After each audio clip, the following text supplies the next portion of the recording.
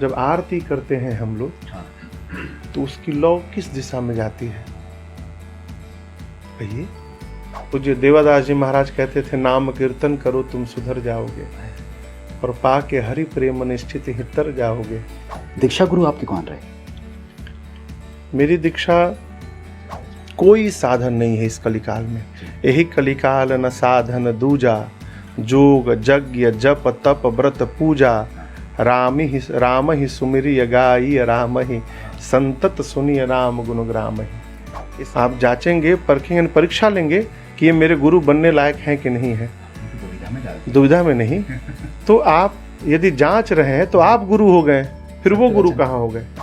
7 साल हम लोग रेलवे का ब्रेक बनाए। मैं भी बुलेट लेके घूमता रहता था दिन भर, यहाँ वहाँ मार्केट। वर्तमान समय में मुझे थोड़ा क्रोध आता ही फोटो से। सीताराम चरण रति मोरे, अनुदिन बढ़ऊ अनुग्रह तोरे। अजहि विधिनाथ होई हित मोरा, करहु सुबेग दास मैं तोरा। हमारी सबसे अधिक लड़ाई मेरी छोटी बहन सुमन से होती थी। अच्छा। हाँ, विनय है तो मैं निश्चिंत से कथा गा रहा हूँ। To every action there is an equal and opposite reaction, Newton's कहते हैं। तो प्रत्येक क्रिया के बराबर विपरीत दिशा में प्रतिक्रिया होती है। जहाज जब आगे बढ़ता है तो उसका थ्रस्ट पीछे जाता है। प्रभु हम भी शरणागत हैं, स्वीकार करो तो जाने।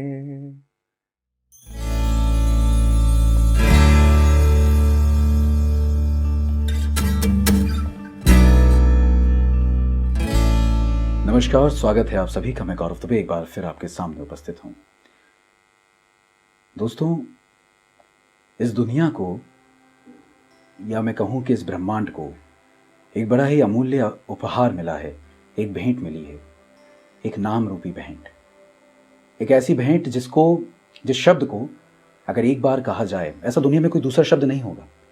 अगर उस शब्द को एक बार कहा जाए तो वो किसी का संबोधन हो सकता है, आप किसी को पुकार रहे हैं। अगर उस शब्द को 2 बार लिया जाए तो किसी के लिए नमस्कार करने का एक तरीका हो सकता है, अभिवादन करने का एक तरीका हो सकता है। और अगर उस शब्द को 3 बार लिया जाए तो कहीं आपकी चिंता व्यक्त करना, कहीं शोक प्रकट करना हो सकता है। और उसी नाम को अगर अनंत बार लिया जाए तो वो कीर्तन में बदल जाता है। वो नाम है हमारे राघव जी का, श्री राम। और इस नाम को अपने जीवन में चरितार्थ करने वाले व्यक्ति पूज्य राजन जी महाराज इस वक्त मेरे साथ उपस्थित हैं। तो बिना समय गवाए हम उन्हीं से बात करते हैं। प्रभु जी, शुरुआत यहीं से करते हैं। आप प्रभु को किस तरह से प्रभु को किस तरह से आप दूसरों के सामने बताएंगे? क्या बताएंगे प्रभु के बारे में, अगर आप कुछ बताना चाहें? सबसे पहले तो आपको प्रणाम और आपके श्रोताओं को मेरा प्रणाम। जिस ग्रंथ के आश्रय में मैं कथा सुनाता हूँ उस ग्रंथ का नाम है श्री रामचरितमानस। और सामान्य दृष्टि में वो एक पुस्तक हो सकता है, लेकिन यदि भक्त की दृष्टि से देखिएगा तो साक्षात मेरे रघुनाथ जी का वांग्मय स्वरूप है। भगवान का अवतार नवमी के दिन हुआ है, चैत्र मास शुक्ल पक्ष नवमी तिथि दिन मंगलवार। संवत 1631 में चैत्र मास शुक्ल पक्ष नवमी तिथि, उस दिन भी मंगलवार था जिस दिन गोस्वामी तुलसीदास जी मानस लिखना प्रारंभ की। तो जिस नवमी की तिथि को दिन भगवान का प्रादुर्भाव हुआ, उसी नवमी तिथि के दिन श्री रामचरितमानस जी का प्रादुर्भाव हुआ। तो ये ग्रंथ नहीं है, ये साक्षात मेरे रघुनाथ जी का स्वरूप है। और मेरे प्रभु के बारे में यदि जानना है तो 250 ग्राम से दिमाग से अनंत को नहीं जाना जा सकता बिना उनकी कृपा के। तो श्री रामचरितमानस जी उन्हीं परमात्मा को जानने का एक माध्यम है। यदि आप हृदय से उनको पढ़िएगा, चेतना से समझने का प्रयास करिएगा, श्रद्धापूर्वक विश्वास रखिएगा तो उनकी कृपा होगी और उनकी कृपा ही आपको समझने में सहयोग करेगी। और वही स्वरूप को बताती है कि भगवान का वास्तविक स्वरूप क्या है। प्रभु जी, मैंने अभी एक हाल ही में बड़ी सुंदर बात सुनी किसी संत के, मुखारबिंद से। उन्होंने कहा, बड़ी सुंदर बात थी, कि जब आप लाखों कोटि बार भी अगर प्रभु का नाम ले लें तो वो जो है उन प्रभु के भक्त के एक नाम पुकारने के बराबर है। क्योंकि जब आप प्रभु के भक्त का नाम पुकारते हैं तब आपको उस भक्त के शायद 1/4 या 6 भाग की जो भक्ति है वो मिल जाती है। तो जो उस कोटि बार नाम जब से भी बहुत ज़्यादा है, तो ऐसे में अब मैं चाहता हूँ इंटरव्यू के अंदर प्रभु के भक्त यानी आपके बारे में हम कुछ बातें करें। किस तरह से प्रभु शुरुआत रही? क्योंकि हम जानते हैं कि आप मतलब सामान्य जीवन था, आप भी यूनिवर्सिटी गए हैं, पढ़ाई लिखाई आपने उस तरह से की है जिस तरह से आज होती है। तो कैसा क्या जीवन रहा और अचानक इस तरफ आना कैसे प्रेरणा मिली? पहले 2-3 बातें मैं आपसे कहूँ। मैं इस पक्ष में कम हूँ कि भक्त का नाम लिया जाए, भगवान का ही नाम लिया जाए। सुंदरकांड में एक चौपाई है, हनुमान जी महाराज कहते हैं, प्रात लेई जो नाम हमारा, तेह दिन ताहि न मिलई। तो यहाँ ये नहीं कि हनुमान जी कहना चाहते हैं कि प्रातः काल वानर शब्द का जो नाम ले लेगा उसको भोजन नहीं मिलेगा ना। श्री हनुमान जी चाहते हैं कि भगत हमारे नाम के पीछे न पड़े, वो भगवान के नाम के पीछे पड़े। इसलिए कहते हैं हमारा नाम लोगे तो भोजन भी नहीं मिलेगा, इसलिए हमारा नाम नहीं लेना है, भगवान का नाम लेना है, तो मोक्ष मिल जाएगा। दूसरी बात, मैं भक्त नहीं हूँ,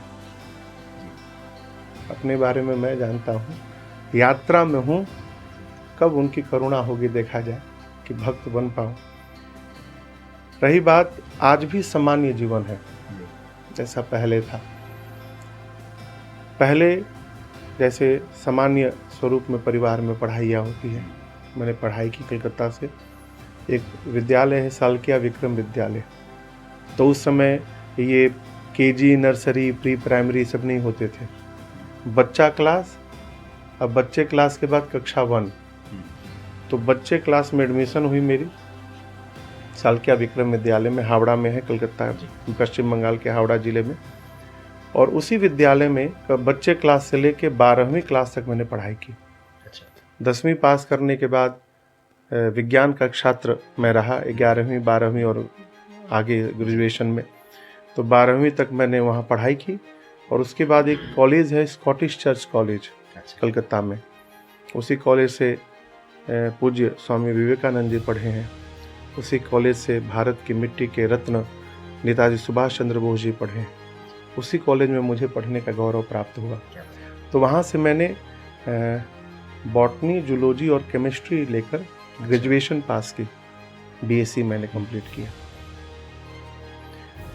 ग्रेजुएशन करने के बाद हमने कलकत्ता में बाबूजी हमारे एक फैक्ट्री हम लोग सेटअप डाले वहाँ पर, कास्ट आयरन फाउंड्री।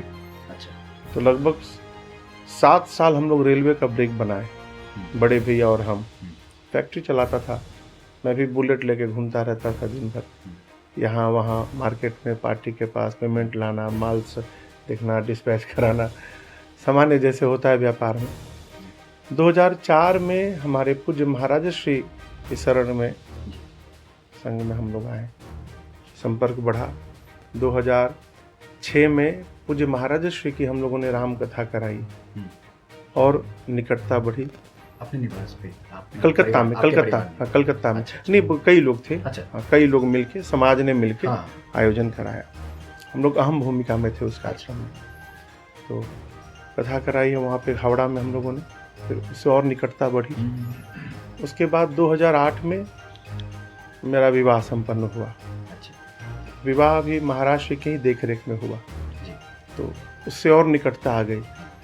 फिर 2008 में मैं पहली बार पूज्य महाराज श्री के निवास पर गया था कानपुर में। तो वापसी के लिए जब कानपुर स्टेशन से राजधानी ट्रेन से टिकट था, महाराष्ट्र स्टेशन छोड़ने आए थे मुझे। हाँ, मैं था और विनय थे साथ में, आपके छोटे भाई? हाँ, जो कथा में रहते हैं, छोटे भाई मेरे, और श्रीमती जी थी मेरी। हम तीनों लोग थे, महाराष्ट्र स्टेशन छोड़ने आए कानपुर। तो ट्रेन में थोड़ा विलम्ब, अभी आने में तो विलम्ब समय था। तो जब महाराज श्री मुझे थोड़ी दूर लेके गए टहलते टहलते और बोले, राजन एक बात बोलना चाहता हूँ। मैं कहे सरकार? तो बोले, बेटा तुम्हारा जन्म लोहे के लिए नहीं हुआ है, ब्राह्मण शरीर है, सरस्वती की कृपा है, भगवान की कथा गाओ।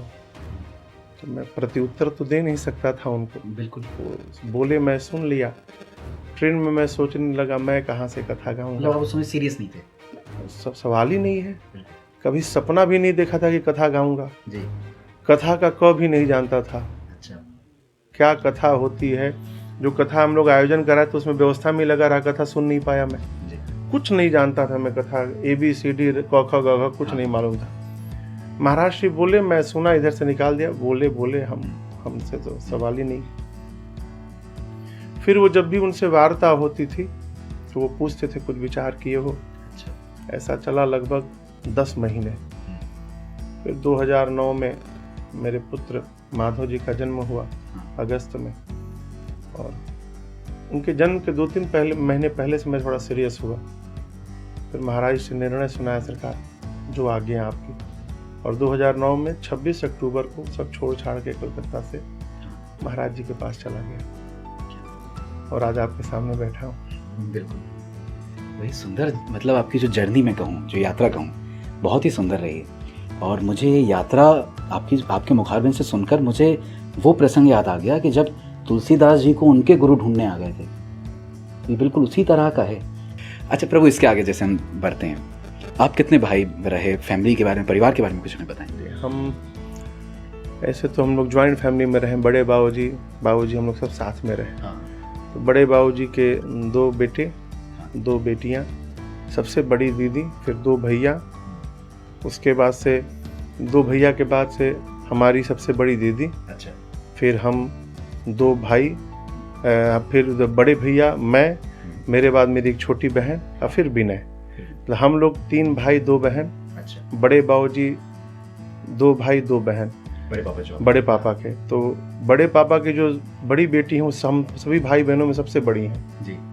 और जो उनकी छोटी बेटी हम सभी भाई बहनों में सबसे छोटी हैं। अच्छा। वो विनय से भी छोटी है। अच्छा। हाँ, रानी उसका नाम है। तो बड़े बाबूजी तो नहीं रहे, और बड़े बाबूजी के जो छोटे भैया थे हमारे, वो भी नहीं रहे। बाकी हम लोग सब एक साथ परिवार, पूरा परिवार है। तो अभी हम लोग बड़े बाबूजी के 1 और हम लोग 4 भाई हैं और 4 बहनें हैं। हाँ, तो पहले 2017 तक तो हम लोग साथ ही रहते थे कलकत्ता। सब लोग, बहुत बड़ा परिवार था। फिर घर में सदस्य बढ़ने लगे, तो बड़े भैया ने, जो बड़े बाबूजी के बड़े लड़के हैं, बड़े भैया ने एक अलग और घर बनाया। भाई एक साथ कितने लोग रहेंगे कमरे में, तो एक और घर बनाया। तो फिर वो परिवार उधर चला गया और हम लोग इधर में हैं। तो वो पूरा वो दूर होके भी पास है हम लोग। अच्छा। मिलना जुलना, आना जाना सब साथ में है। पर कथा के कारण या कथा के सिलसिले में आप बाहर ज़्यादा रहते हैं, परिवार कम होता होगा जाना मिलना। जीवन में सब कुछ नहीं प्राप्त हो सकता। कुछ प्राप्त करने के लिए बहुत कुछ खोना पड़ता है। अच्छा, अभी आपके जैसे परिवार का जिक्र निकला, सबसे ज़्यादा लाड़ किसको मिलता था, माता पिता का? ऐसा नहीं कह सकते जी। सब पर मोरी बराबर दाया।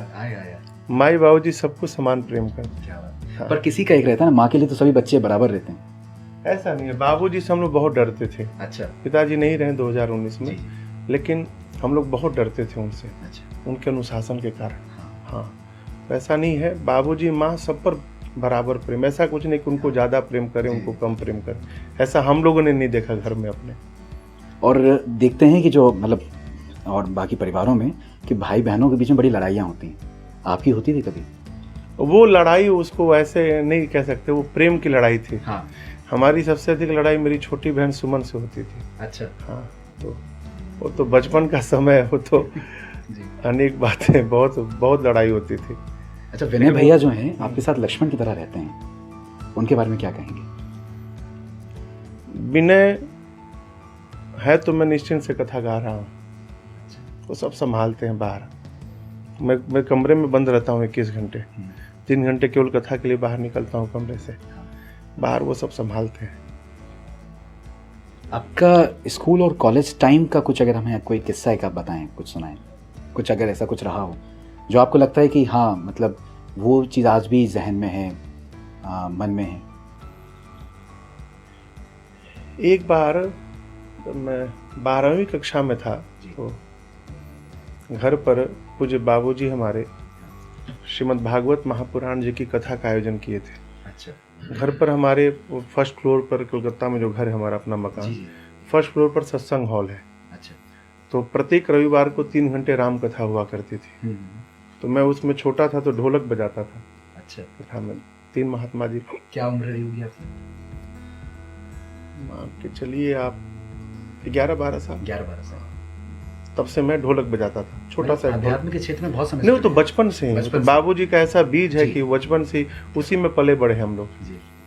तो 2000 में जब मैं कक्षा 12वीं में था, हाँ, तो हाफ ईयरली एग्जाम जो होता है विद्यालय में, एग्जाम के पहले बाबूजी घर पे सप्त दिवसीय श्रीमद् भागवत महापुराण जी की कथा का आयोजन किए थे।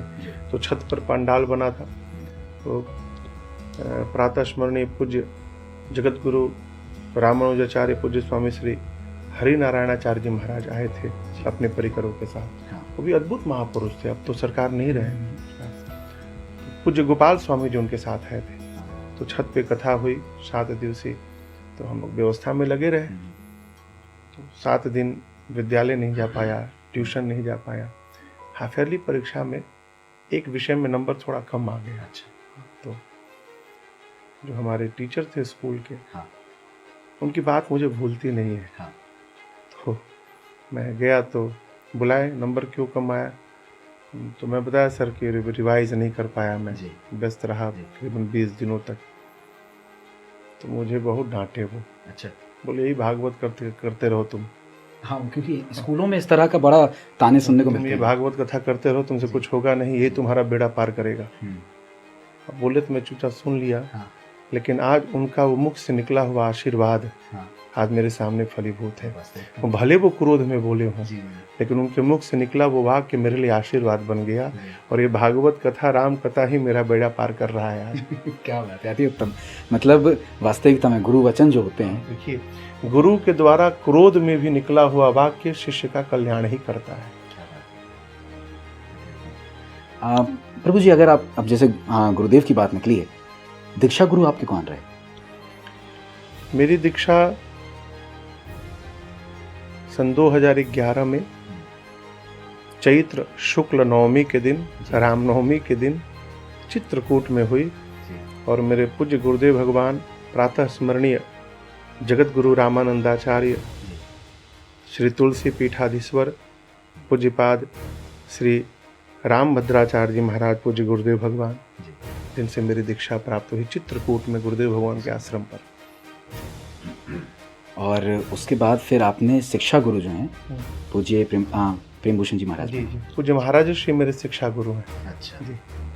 तो ये प्रश्न काफ़ी लोगों ने पूछा था, कहा भी था कि आपसे पूछूं मैं इस बारे में। अच्छा, मुझे यहाँ पर कुछ पुस्तकें दिख रही हैं। तो आप कलकत्ता की भूमि से आए हैं। कलकत्ता जो है साहित्यकारों की भूमि है। हम देखते हैं कि पहला हिंदी का अखबार वहाँ से निकला, और पंडित जुगल किशोर शुक्ल जी द्वारा। और आज आप भी हमारे पास कलकत्ता की देन है, कलकत्ता से आए हैं। तो साहित्य से कैसा लगाव रहा? हमेशा से पढ़ने का शौक था? मुझे यहाँ पे जो पुस्तकें दिख रही हैं, ऐसा नहीं कह सकते।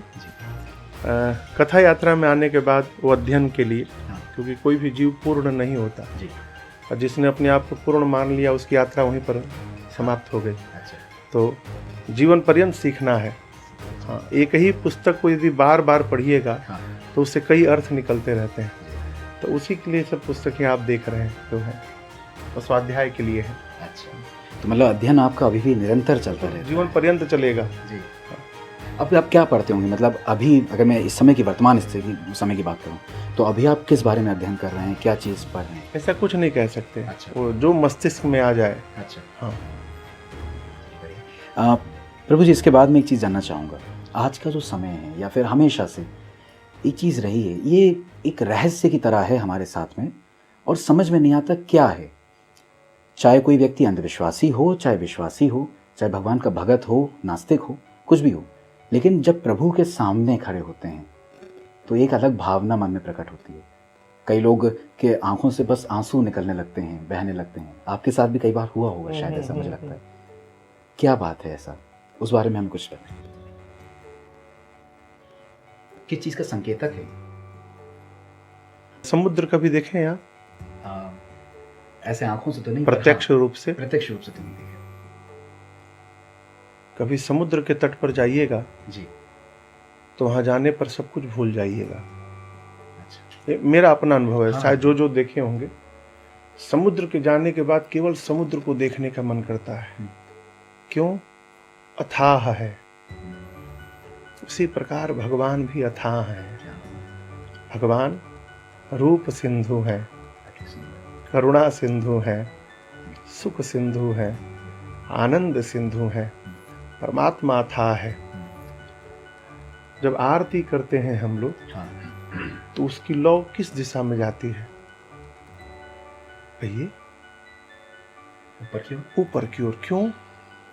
उस अग्नि का अथाह स्रोत सूर्य ऊपर है। जी। ठीक है, इसलिए वो आरती की लौ ऊपर की ओर जाती है, अग्नि की ओर, निरंतर। उसी प्रकार परमात्मा इस जीव के अथाह स्रोत है। ईश्वर अंश जीव अविनाशी। हम चाहे आप जितने जीव हैं सब उस परमात्मा के अंश हैं। और जब अंश अपने अंशी के सामने पहुंचता है तो उसे लगता है कि वहीं से तो मैं आया हूँ। फिर उसी में वो सुध बुध खो देता है।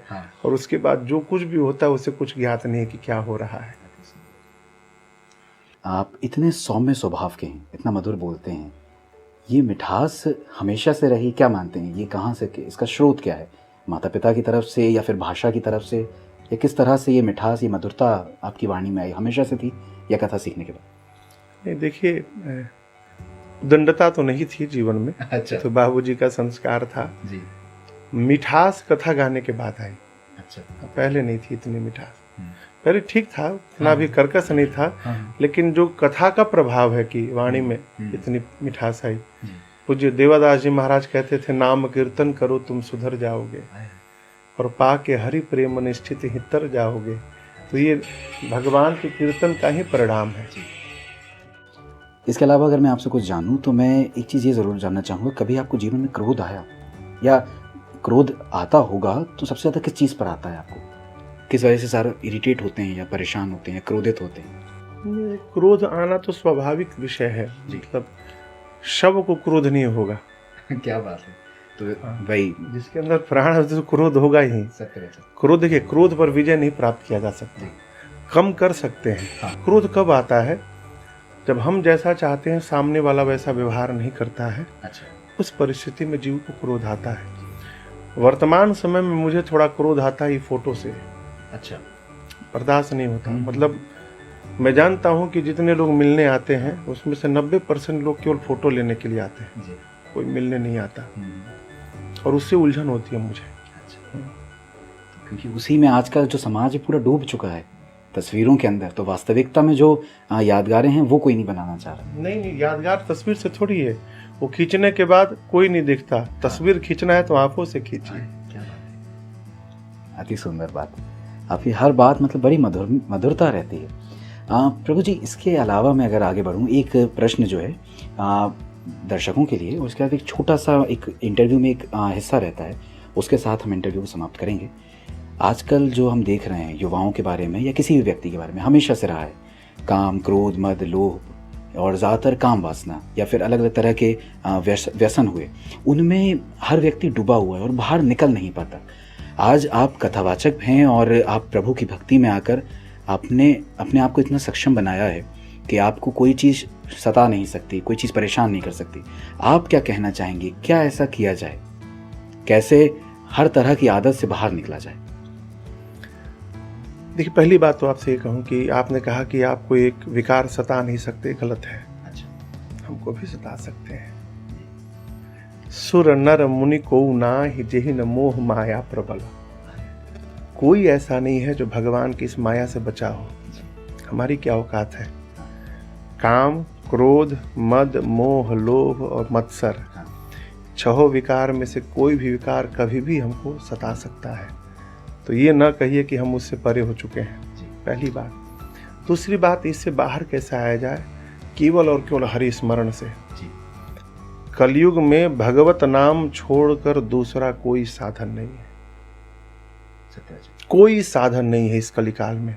यही कलिकाल न साधन दूजा, जोग, यज्ञ, जप, तप, व्रत, पूजा, राम ही सुमिरिय गाई राम ही, संतत सुनिय राम गुण ग्राम ही। इसके अलावा तीसरा कोई दूसरा उपाय नहीं है। भगवत नाम नहीं गा पा रहे हैं, जिस प्रकार का जो जीव है, यदि वो नहीं गा रहा है तो उसके कान में डालिए। वो जहाँ रहता है वहाँ भगवत भजन बजाइए, वहाँ भगवान के नाम का कीर्तन कराइए। जिस नल से टोटी जो होती है, जो टोटी खराब हो जाती है, उससे बूंद बूंद पानी टपकता है। तो ऐसा कोई नल हो जिससे बूंद बूंद पानी गिरे, तो उस नल के पास आप 1 वर्ष बाद जाकर देखिएगा। जहाँ उसका पानी गिरता है वहाँ पत्थर में आपको छिद्र दिखाई पड़ेगा। दिखता है? अब किसी से कहिए कि बूंद से पत्थर में छिद्र हो सकता है, तो सामान्य लोग हंसेंगे। लेकिन वही बूंद जब बार बार पड़े तो पत्थर में भी छिद्र हो सकता है। यदि पानी का बूंद पत्थर में छिद्र कर सकता है, तो बार बार भगवत नाम कान में जाएगी ना, तो एक दिन यहाँ भी छिद्र होगा और वो भगवान का भक्त बन जाएगा। गुरु कैसे बनाएं, कैसे ढूंढें गुरु की तलाश, गुरु को कैसे खोजा जाए?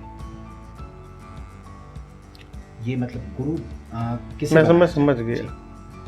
तो गुरु किसी को बनाएंगे तो आप जांचे परखेंगे, सोचेंगे उनके बारे में, बिल्कुल जांचेंगे परखेंगे कि इनको बनाए कि ना बनाए या नहीं। तो यदि आप जांचे परखेंगे तो फिर आप गुरु हुए कि वो गुरु हुए। आप जांचेंगे परखेंगे, परीक्षा लेंगे कि ये मेरे गुरु बनने लायक हैं कि नहीं है, दुविधा में नहीं। तो आप यदि जांच रहे हैं तो आप गुरु हो गए, फिर वो गुरु कहाँ हो गए? वास्तविकता है। गुरु बनाना नहीं है जी, शिष्य बनना है।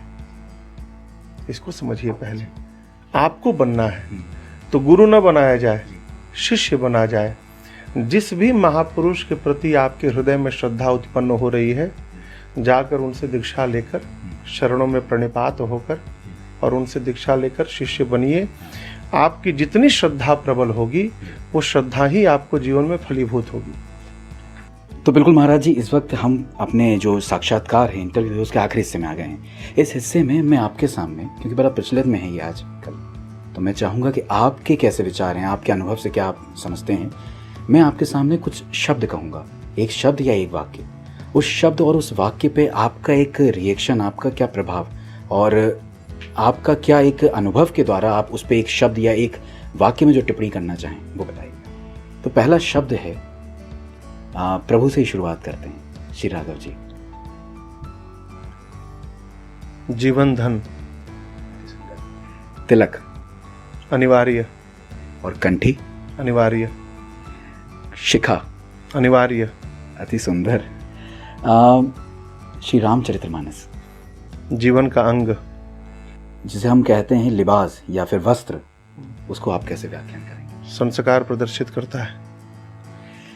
माता पिता, भगवान और वास्तविक सत्य, भगवान का नाम और मृत्यु।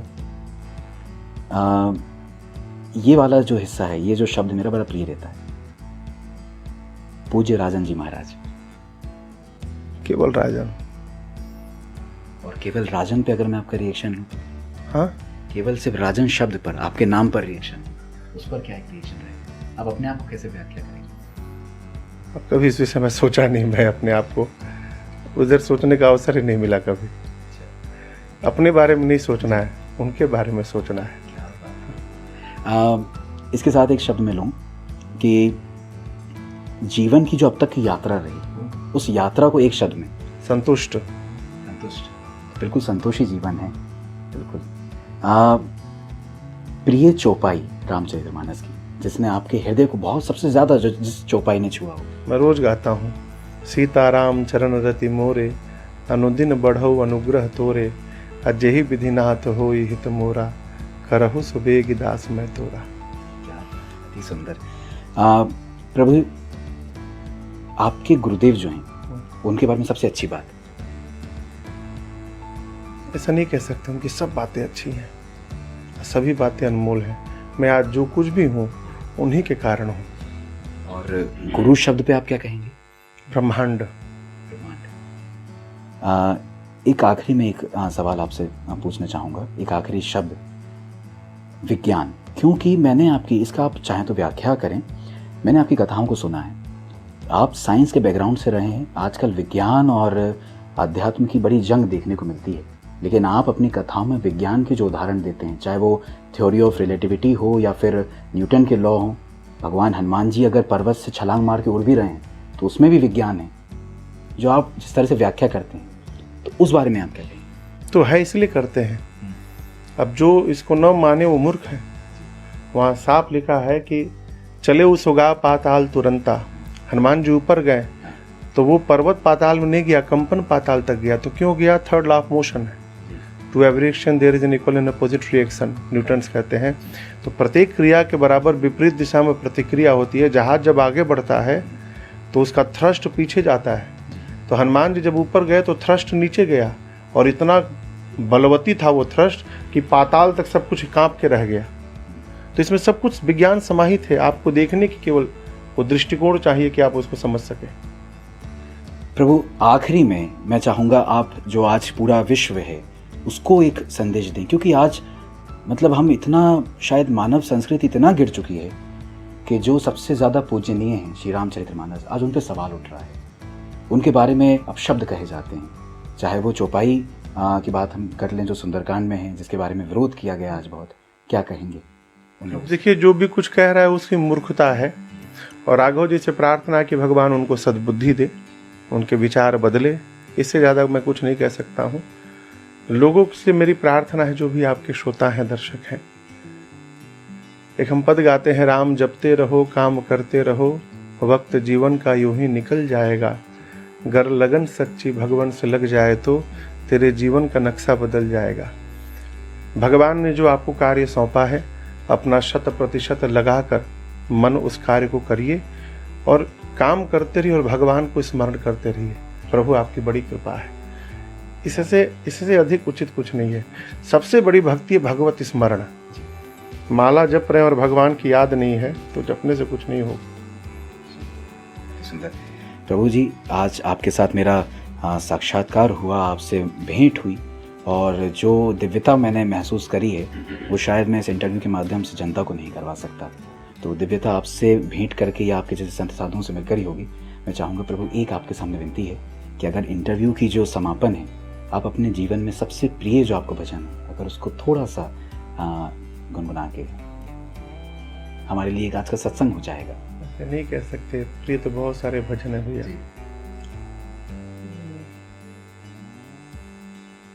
एक भजन पथिक जी महाराज का एक मुखड़ा गाता हूँ मैं आपको। प्रभु हम भी शरणागत हैं, स्वीकार करो तो जाने। अब हमें पतित से पावन सरकार करो तो जाने। जीवन नैया जर्जर है, क्षण क्षण विनाश का डर है। ऐसे भी एक पथिक को भव पार करो तो जाने। प्रभु हम भी शरणागत हैं, स्वीकार करो तो जाने।